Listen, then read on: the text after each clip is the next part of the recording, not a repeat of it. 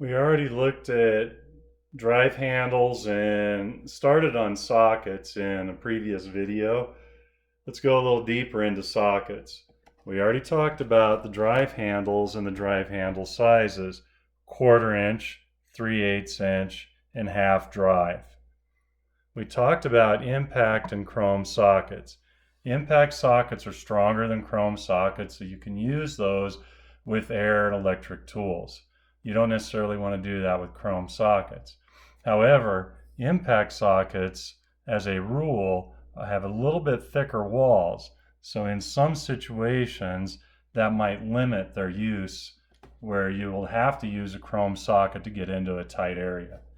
So just like wrenches, we do have 6 and 12 point sockets, and you can see them here, okay? And your 6-point socket is the strongest, and it's going to give you the best contact with your fastener. I highly recommend using 6 points as much as possible. I really try and avoid 12 points, especially on anything tight or rusty. So something else we're looking at here is the actual depth of the socket. So there in the middle you see that I have deep sockets, and then there's shallow sockets.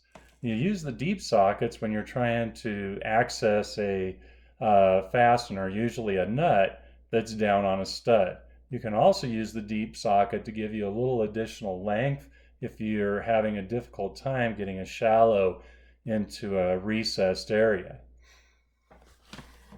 So right here I have swivel sockets, okay, and they do just that. They swivel around, and a universal joint type socket.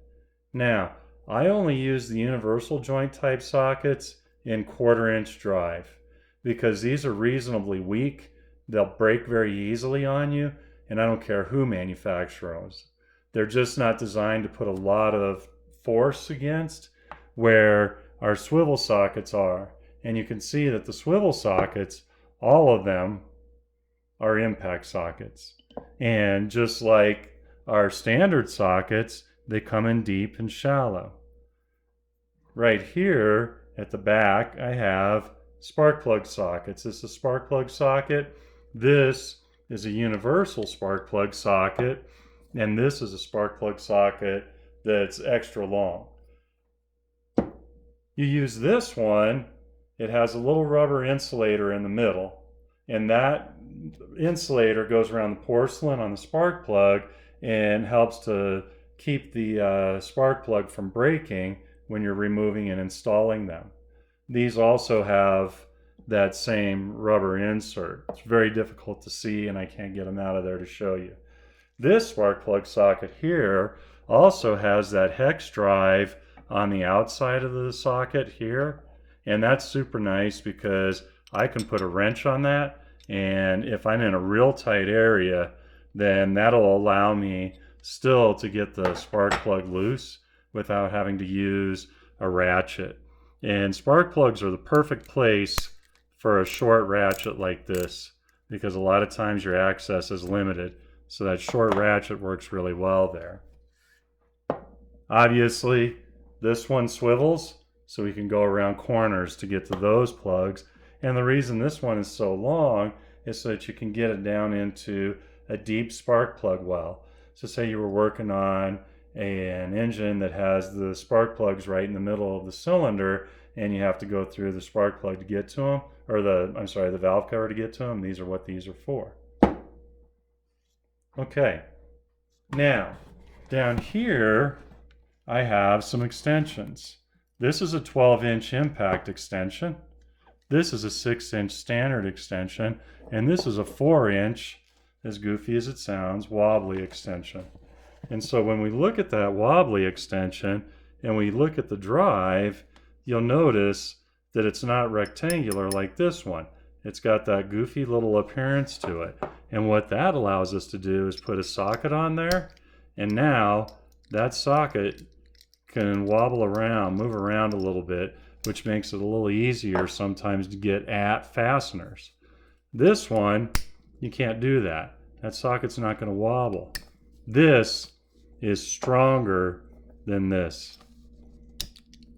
What you're giving up by being able to go around the corner is strength right here. So as much as possible, you want to be careful when you're using these. These are easy to break. All right, now here we go with the exciting stuff. We're right here into our Allen and Torx bits. And Allen and Torx bits look very similar, and the fasteners look very similar, but they are not the same thing. My Allen bit is completely flat. It is hexagonal and flat.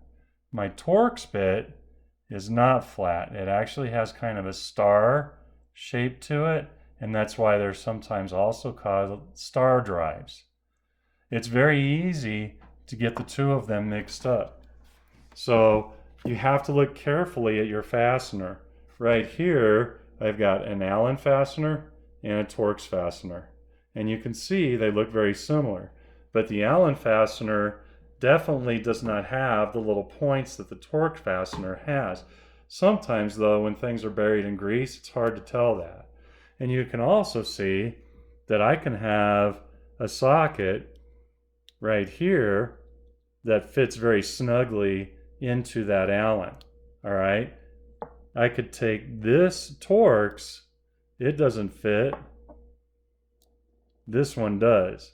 This one will actually engage it, but you could see it's loose in there.